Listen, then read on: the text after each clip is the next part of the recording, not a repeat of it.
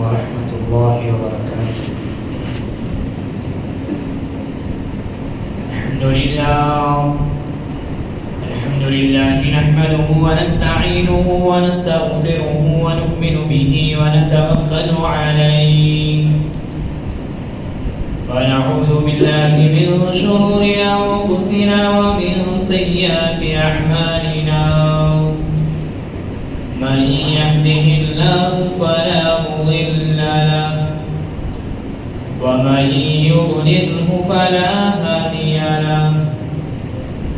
ونشهد أن لا إله إلا الله وحده لا شريك له. ونشهد أن سيدنا ونبينا ومولانا محمدا عبده ورسوله. أما بعد فأعوذ بالله من الشيطان الرجيم. بسم الله الرحمن الرحيم. وذكر فإن الذكرى تنفع المؤمنين. صدق الله العظيم. عن أبي ذر ومعاذ بن جبل رضي الله عنهما أنه قال قال النبي صلى الله عليه وسلم اتق الله حيثما كنت وأتبع السيئة الحسنة تمحها وخالق الناس بخلق حسن أو كما قال عليه الصلاة والتسليم. سبحان ربك رب العزة عما يصفون وسلام على المرسلين والحمد لله رب العالمين. میرے محترم دینی بھائیوں، بزرگوں اور دوستوں، نوجوانان اسلام، محترم بزرگان دین، ہم سب سے پہلے اللہ رب العزت کے دربار میں سجدہ شکر بجا لاتے ہیں. اس کے بعد کروڑوں درود و سلام جناب محمد رسول اللہ صلی اللہ علیہ وسلم کی ذات اقدس پر پیش کرنے کی سعادت پاتے ہیں. بزرگان محترم، اللہ تبارک و تعالی نے قرآن مجید میں ارشاد فرمایا وَذَكِّرْ فَإِنَّ الذِّكْرَى تَنفَعُ الْمُؤْمِنِينَ.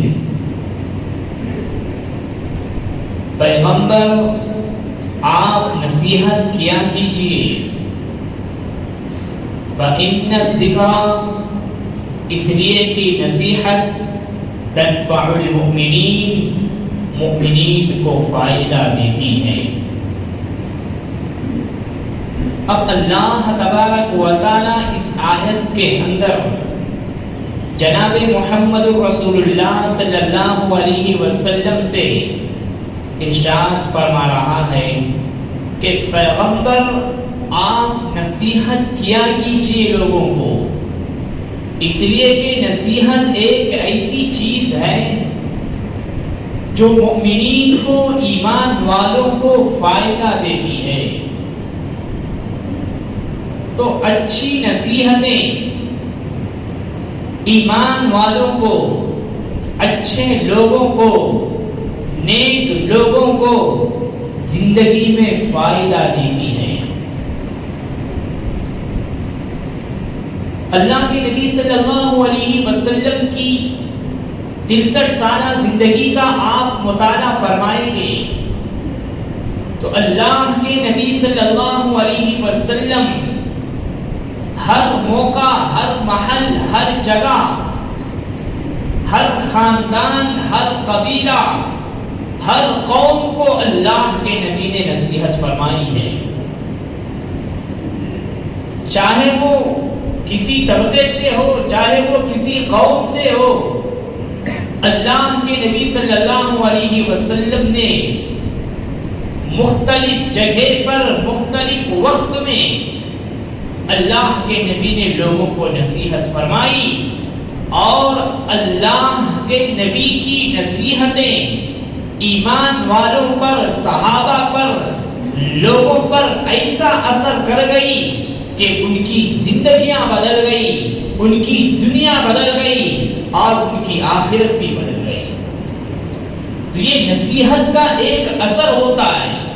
جو اللہ تبارک و تعالیٰ نے اپنے پیغمبر کو حکم دیا کہ آپ ایمان والوں کو نصیحت کیجیے، اس لیے کہ نصیحت ایک ایسی چیز ہے جو ایمان والوں کو، مؤمنین کو، مسلمان کو فائدہ دیتی ہے۔ اور حضرات صحابہ کرام رضوان اللہ تعالی علیہم اجمعین نے ان نصیحتوں کو سن کر، اس پر عمل کر کر اور ساری امت میں پھیلا دیا، اور قیامت تک آنے والے انسانوں کے لیے یہ نصیحتیں ہمارے لیے راہ ہیں، ہمارے لیے راستہ ہے کہ ہم بھی ان نصیحتوں کو سن کر، ہم بھی ان نصیحتوں کو جان کر اگر آج ہم بھی اپنی زندگیوں میں عمل کریں گے تو انشاءاللہ العزیز ہماری دنیا بھی بنے گی اور ہماری آخرت بھی بنے گی۔ تو آپ حضرات کے سامنے میں نے ایک حدیث شریف پڑھا، حضرت ابو ذر اور حضرت معاذ بن جبل رضی اللہ تعالی عنہما اس حدیث کے راوی نے فرماتے ہیں کہ اللہ کے نبی صلی اللہ علیہ وسلم نے ہمیں 3 نصیحتیں فرمائی۔ اس میں پہلی نصیحت یہ تھی، اتق اللہ حیث ما کنت، کہ تم جہاں کہیں بھی رہو اللہ سے ڈرتے رہو۔ اور اللہ کے نبی صلی اللہ علیہ وسلم نے ارشاد فرمایا کہ اللہ تبارک و تعالی نے مجھے 6 چیزیں ایسی عطا کی ہیں، میرے علاوہ دنیا میں جتنے بھی پیغمبر اس دنیا میں تشریف لائے، اللہ نے ان پیغمبروں کو وہ 6 چیزیں عطا نہیں کی جو خاص طور پر اللہ نے مجھے عطا فرمائی ہے۔ اس میں سے ایک چیز جوامع الکلم بھی ہے کہ اللہ کے نبی صلی اللہ علیہ وسلم تھوڑی سی نصیحت فرماتے تھے مگر جامع نصیحت ہوتی تھی، معنی خیز نصیحت ہوتی تھی، اور وہ ایسی نصیحت ہوتی تھی کہ لوگوں کے دل بدل جاتے تھے۔ جو سخت دشمن ہوتے وہ ایمان میں داخل ہو جاتے تھے، اور جو بڑے بڑے بادشاہ جو دشمنان اسلام تھے، اللہ کے نبی صلی اللہ علیہ وسلم کی زبان مبارک سے نکلی ہوئی وہ باتیں، وہ ارشادات، وہ جامع نصیحتیں ایسے دل پر اثر کرتی کہ ان کا دل بدل جاتا اور وہ ایمان میں داخل ہو جاتے، اللہ اور اس کے رسول کو ماننے والے ہو جاتے، جہنم اور شرک کے راستے سے بچ کر آخرت کی تیاری کی طرف اور جنت کی راستے کی طرف آ جاتے تھے۔ تو اللہ تبارک و تعالیٰ نے رسول اللہ صلی اللہ علیہ وسلم کو یہ ایک خاص فضل اللہ نے عطا فرمایا تھا کہ اللہ نے آپ کو جوامع الکلم عطا فرمایا، یعنی آپ کی بات مختصر ہوتی تھی مگر معنی خیز ہوتی تھی، اور اس بات میں اثر ہوتی تھی، اور اسی بات کی اثر کہ ایسے ایسے دشمنان اسلام اور کفار مشرکین کا دل بدلتا اور وہ اسلام میں داخل ہو جاتے تھے۔ اب یہ 3 نصیحتیں اللہ کے نبی صلی اللہ علیہ وسلم نے فرمایا، اس میں پہلی نصیحت یہ ہے کہ اتق اللہ حیث ما کنت، کہ تم جہاں کہیں بھی رہو اللہ سے ڈرتے رہو۔ دوسری نصیحت آپ نے فرمائی وَأَتْبِعِ السَّيِّئَةَ الْحَسَنَةَ تَمْحُوهَا،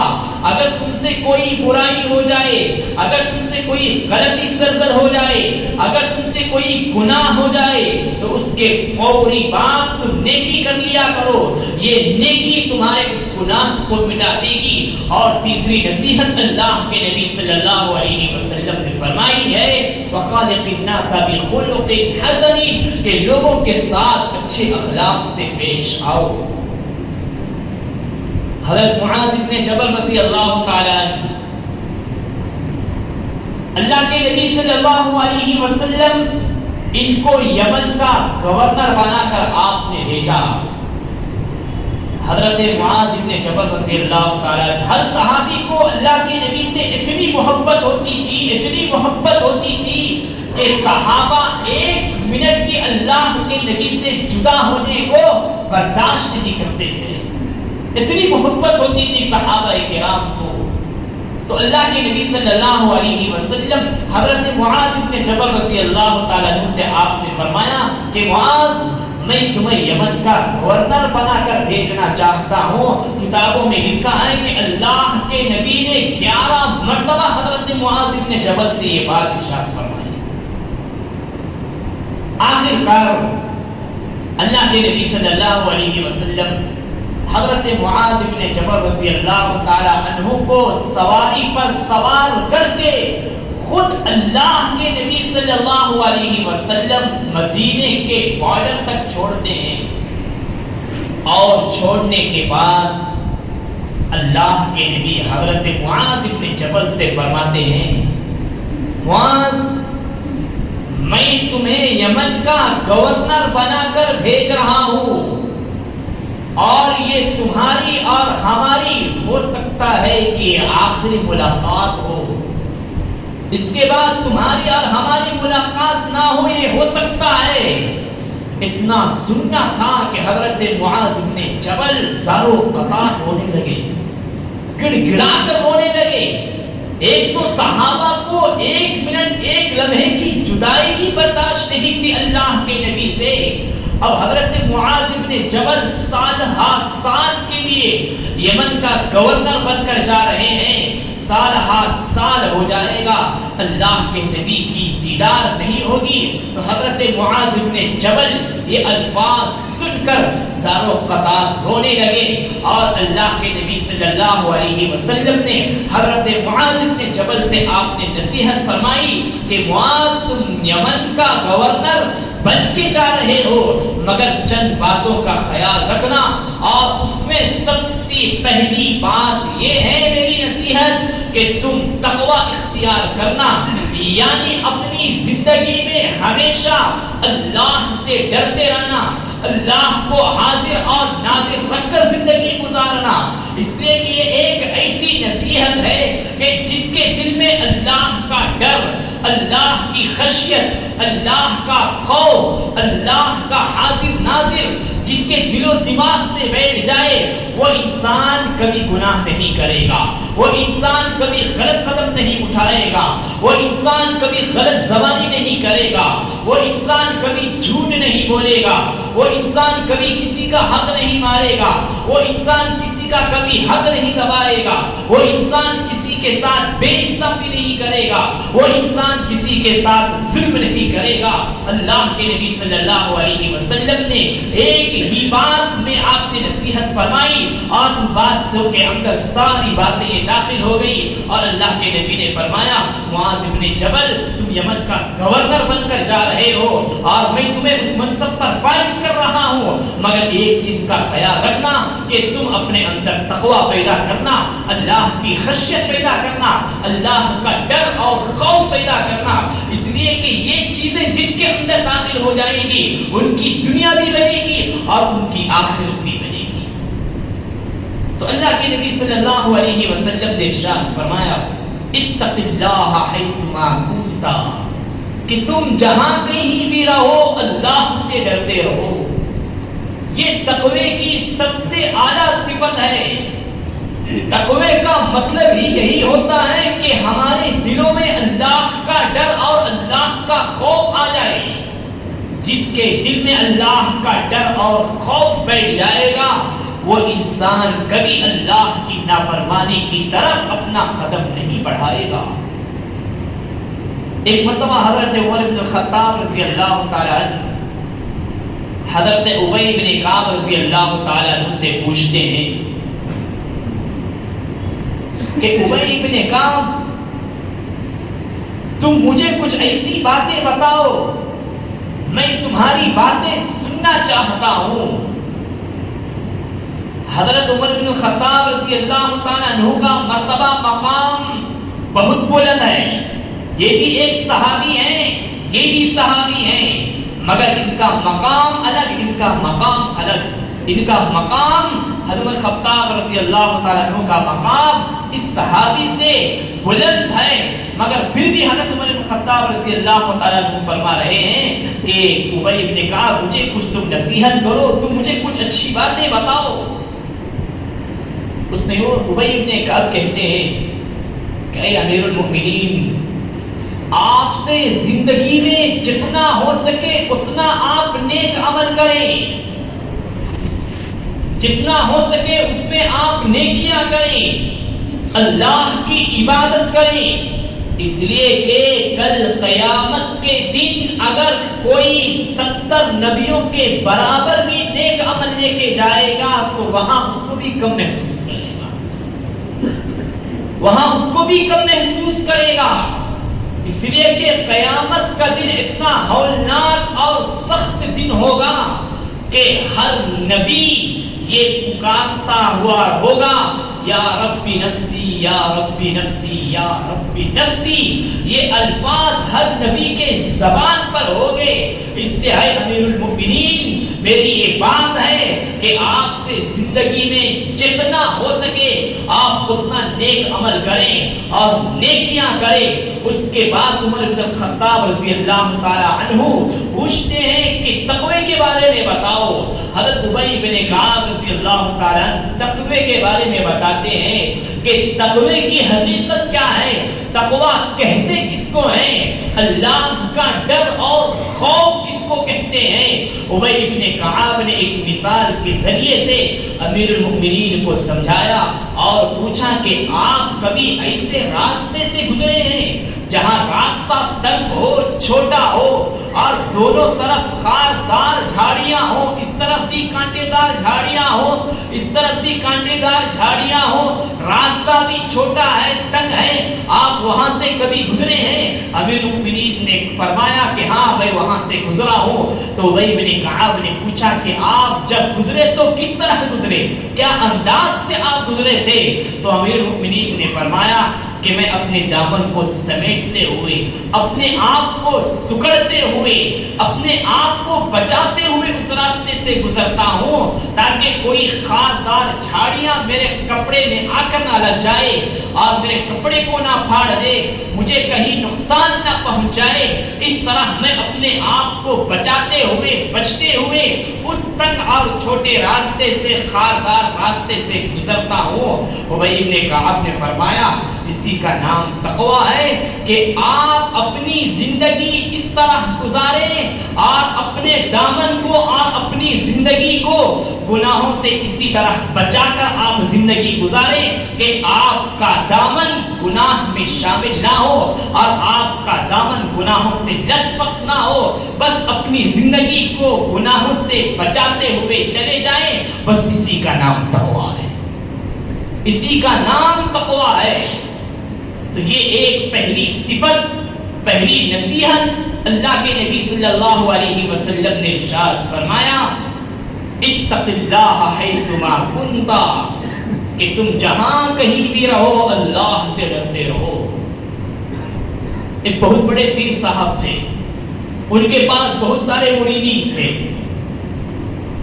تو ان میں سے چند مریدین ایسے تھے کہ پیر صاحب سے بہت محبت کرتے، بہت چاہت تھی ان سے، تو دوسرے پیروں کو اعتراض ہونے لگا، دوسرے مریدوں کو، کہ ہم اتنے سالوں سے پیر صاحب کے دربار میں ہیں، شیخ صاحب کے دربار میں ہیں، ہمیں اتنی محبت نہیں ملی، ہم اتنے قریب نہیں ہوئے، ہم اتنی خدمت کرتے ہیں، مگر یہ لوگ آ کر چند دن ہوئے، چند مہینے ہوئے، مگر پیر صاحب کے اتنے قریب ہو گئے اور ان کے تعلقات اتنے بڑھ گئے، پیر صاحب اتنی محبت کرنے لگے ان مرشدوں سے۔ تو شیخ صاحب وقت کا انتظار کر رہے تھے. تو ایک دن ایسا ہوا کہ شیخ صاحب نے اپنے سارے مریدوں کو بلایا اور مریدوں کو بلا کر ہر ایک کے ہاتھ میں ایک مرغی اور ایک چاقو دے دیا اور ان سے کہا کہ تم اس مرغی کو ایسی جگہ میں ذبح کرو جہاں کوئی نہ دیکھتا ہو. تو ہر کوئی چاقو لے کر مرغی لے کر وہاں سے نکلا. کوئی کسی جھاڑ کے پیچھے, کوئی کسی درخت کے پیچھے, کوئی کسی پہاڑ کے پیچھے, کوئی کسی گھر کے پیچھے, جہاں دیکھتا ہو کہ کسی کی نظر نہ پڑے, کوئی دیکھتا نہ ہو, ہر کوئی ذبح کر کے لے کر آیا. مگر جو خاص مرید تھا اس نے بغیر ذبح کیے پیر صاحب کی خدمت میں, شیخ صاحب کی خدمت میں لا کر رکھ دیا. ساروں نے کہا کہ حضرت ہم نے اس درخت کے آڑ میں مرغی کو ذبح کیا, میں نے اس پتھر کے آڑ میں ذبح کیا, میں نے اس گھر کے آڑ میں ذبح کیا, کسی نے نہیں دیکھا ہمیں اس مرغی کو ذبح کرتے ہوئے. تو حضرت نے اس مرید سے پوچھا کہ یہ سارے ذبح کر کر لے کر آئے مگر تم ذبح کیوں نہیں کیے؟ تمہیں کیا ویسی جگہ نہیں ملی؟ تمہیں کیا ویسا کہیں سنسان جگہ نہیں ملی؟ تو اس نے کہا حضرت میں جہاں بھی گیا, کسی درخت کے آڑ میں گیا, کسی پتھر کے آڑ میں گیا, کسی گھر کے آڑ میں گیا, میں کہیں بھی گیا, مجھے دنیا میں دنیا والے تو نہیں دیکھ رہے تھے مگر میں جہاں گیا میرے دل نے یہ کہا کہ تجھے اللہ دیکھ رہا ہے, تجھے اللہ دیکھ رہا ہے. اس لیے میں نے مرغی کو بغیر ذبح کیے آپ کی خدمت میں لا کر رکھ دیا ہوں, اس لیے کہ مجھے تو اللہ دیکھ رہا تھا. اس کے بعد پیر صاحب نے اپنے سارے مریدوں سے کہا کہ تم کہتے ہو نا کہ آپ ان سے زیادہ محبت کرتے ہیں, یہ آپ کے زیادہ قریب ہیں, اس لیے کہ ان کے اندر تقوی زیادہ ہے, ان کے اندر اللہ کا خوف اور ڈر زیادہ ہے, اس لیے میرے زیادہ قریب ہیں. تو اللہ کے نبی صلی اللہ علیہ وسلم نے پہلی نصیحت فرمائی اتق اللہ حیث ما کنت, کہ تم جہاں کہیں بھی رہو اللہ سے ڈرتے رہو. ہم 10 آدمی کے سامنے ہیں تو ہم گناہ سے بچنا یہ تو ہے ہی, مگر اکیلے اور تنہائی میں رہ کر اللہ کو ڈر کر گناہ سے بچنا یہ سب سے بڑا کمال ہے, یہ سب سے بڑا کمال ہے. اس لیے ہمارے دل میں ہمیشہ اللہ کا استحضاء ہونا چاہیے. ہم مسجد میں ہیں تب بھی ولی بن کے رہنا ہے اور گناہوں سے بچتے رہنا ہے. ہم بازار میں رہیں گے وہاں بھی ہمیں گناہوں سے بچنا ہے. ہم کہیں مارکیٹ میں جائیں گے وہاں بھی اپنے آپ کو گناہوں سے بچا کے رکھنا ہے. اور ہم گناہ سے, جھوٹ سے, بدکاری سے, ناانصافی سے اسی وقت بچ سکتے ہیں جب ہمارے اندر اللہ کا ڈر اور خوف ہو جائے گا. اور جس کے اندر یہ پہلی نصیحت اس کی زندگی میں آ جائے گی تو سمجھے اس کی دنیا بھی بنے گی اور آخرت بھی بنے گی. دوسری نصیحت اللہ کے نبی صلی اللہ علیہ وسلم نے ارشاد فرمایا وَأَتْبِعِ السَّيِّئَةَ الْحَسَنَةَ تَمْحُهَا, اور اگر تم سے کوئی برائی ہو جائے, کوئی غلطی سرزد ہو جائے, تم سے گناہ ہو جائے تو اس کے فوری بعد تم نیکی کر لینا, تم اچھائی کر لینا, اس لیے کہ یہ نیکی اس گناہ کو مٹا دے گی. اللہ نے قرآن مجید میں ارشاد فرمایا ان الحسنات یذھبن السیئات, نیکیاں گناہ کو ختم کر دیتی ہیں. ہم اور آپ ایک انسان ہیں, ہم غلطی کے پتلے ہیں, ہم سے غلطی ہوگی, ہم سے گناہ ہوگا, ہم کوئی فرشتے نہیں ہیں بلکہ فرشتوں کی صفت ہوتی ہے والملائکۃ غلاظ شداد لا یعصون اللہ ما امرهم ویفعلون ما یؤمرون. فرشتوں کی صفت ایسی ہوتی ہے کہ اللہ کے حکم کی نافرمانی نہیں کرتے ہیں, ان سے گناہ نہیں ہوتا ہے, ان سے غلطیاں سرزد نہیں ہوتی ہے. مگر ہم اور آپ تو اللہ کے بندے ہیں, ہم تو غلطیوں کے پتلے ہیں, ہم سے غلطی ہوگی, گناہ ہوگا, سرزد ہوگی غلطیاں. مگر اللہ کے نبی صلی اللہ علیہ وسلم نے ارشاد فرمایا کہ اس غلطی کے بعد اگر کوئی نیک عمل کرتا ہے تو اللہ تبارک و تعالی اس نیکی کے ذریعے سے اس کے گناہ کو مٹا دیتے ہیں. مثال کے طور پر جان بوجھ کر تو گناہ کرنا ہی نہیں ہے. اگر صغیرہ گناہ بھی ہم جان بوجھ کر کرتے ہیں تو وہ کبیرہ گناہ کے درجے میں آ جاتا ہے. اور صغیرہ گناہ چھوٹی چھوٹی نیکیوں کی بنا پر اللہ تبارک و تعالیٰ اس صغیرہ گناہ کو معاف فرماتے ہیں. مگر کبیرہ گناہ، بڑے گناہ جب تک ہم توبہ نہیں کریں گے اس وقت تک اللہ تبارک و تعالیٰ اس کو معاف نہیں فرمائے گا.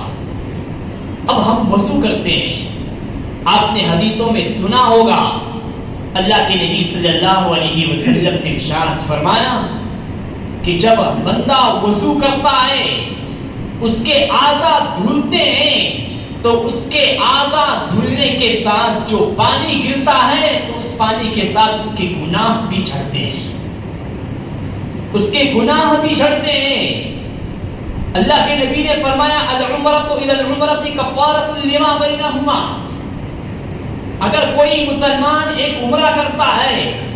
تو دوسرا عمرہ کرنے تک اس کے مابین جو بھی اس کے صغیرہ گناہ ہوتے ہیں اللہ تبارک و تعالیٰ اس عمرے کی برکت سے اس کے صغیرہ گناہ معاف فرما دیتا ہے. اگر ہم سے کچھ صغیرہ گناہ ہو جائے، اگر نہ انجانے میں ہم نے جھوٹ بول دیا تو ہمیں فوراً اس گناہ کو ختم کرنے کے لیے استغفار پڑھنا ہے یا کچھ صدقہ کرنا ہے. تو یہ صغیرہ گناہ تو چھوٹی چھوٹی نیکیوں کی بنا پر بھی اللہ معاف فرما دیتا ہے.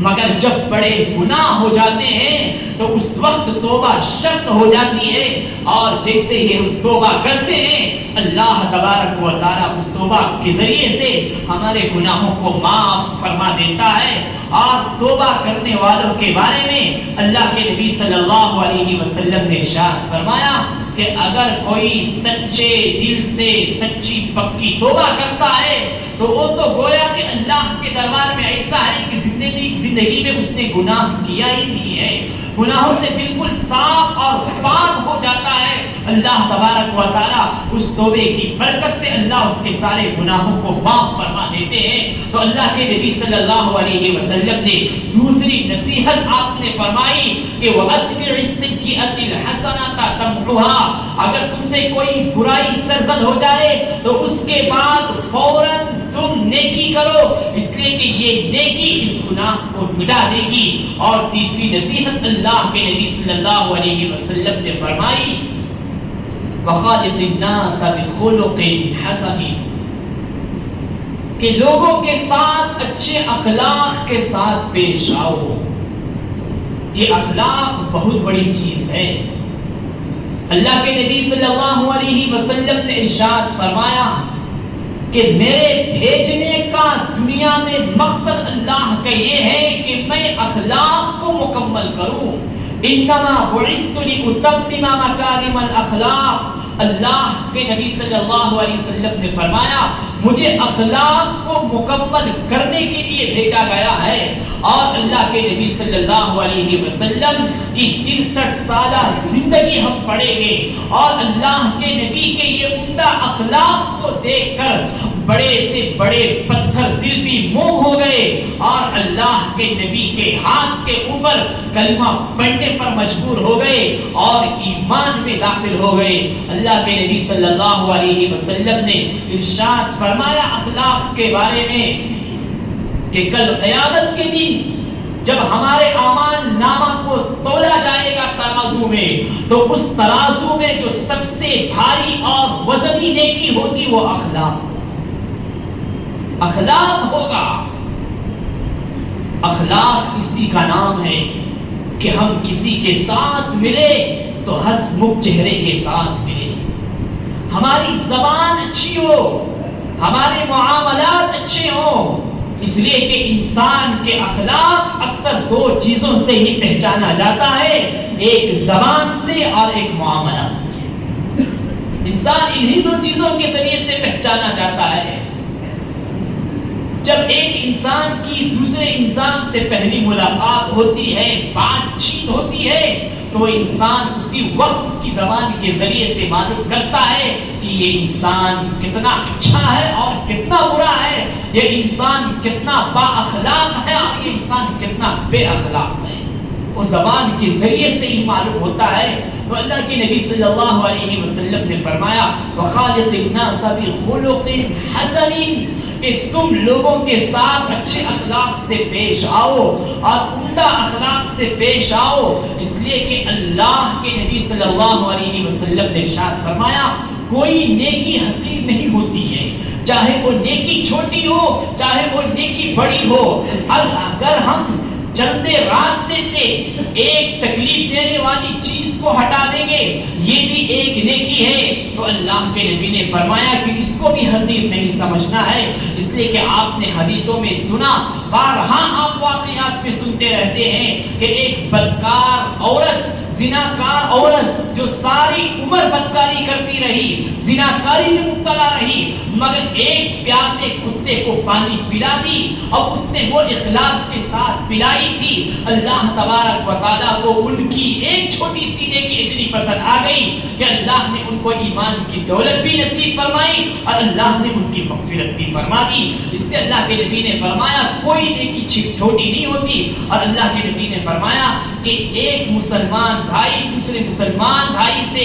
اور جب ایک لوگ دوسرے لوگ سے حسبک چہرے کے ساتھ ملتے ہیں تو یہ بھی ایک نیکی ہے، یہ بھی ایک صدقہ کرنے کے برابر اس کو ثواب ملتا ہے۔ تو یہ تین نصیحتیں تھی اللہ کے نبی صلی اللہ علیہ وسلم کی، جو ان صحابہ کے لیے نہیں، وہ صحابہ تو ان نصیحتوں پر 100% عمل کر کے ان کی آخرت بن گئی اور وہ جنت کے مستحق ہو گئے، اور دنیا میں اعلان ہو گیا وَكُلًّا وَعَدَ اللَّهُ الْحُسْنَى کہ ہر صحابی جنتی ہے، رضی اللہ عنہم ورضوا عنہ، اللہ نے ان سے رضامندی کا اظہار کیا اور قرآن میں اعلان فرمایا کہ ہم ان سے راضی ہیں، یہ ہم سے راضی ہیں، مگر یہ نصیحتیں ہمارے اور آپ کے لیے ہیں اور رہتی دنیا تک کی انسانیت کے لیے ہے کہ ہم جیسے گنہگار، ہم جیسے بھٹکے لوگ، ہم جیسے نافرمان لوگ اگر یہ تین نصیحتوں پر عمل کر لیں گے، یا تین میں سے ایک بھی نصیحت پر اگر ہماری زندگی میں ان نصیحتوں پر عمل کر لیں گے، اللہ تبارک و تعالیٰ اس کے ذریعے سے ہماری آخرت بھی بنا دے گی اور اس کی برکت سے اللہ ہماری اس دنیا کو بھی اچھی کر دے گا۔ اس لیے دعا فرمائیے کہ اللہ تبارک و تعالیٰ ہم تمام کو ان نصیحتوں پر عمل کرنے کی توفیق نصیب فرمائیں، اور کہی ہوئی باتوں پر، سنی ہوئی باتوں پر اللہ عمل کی توفیق نصیب فرمائے۔ آمین وآخر دعوانا الحمدللہ رب العالمین۔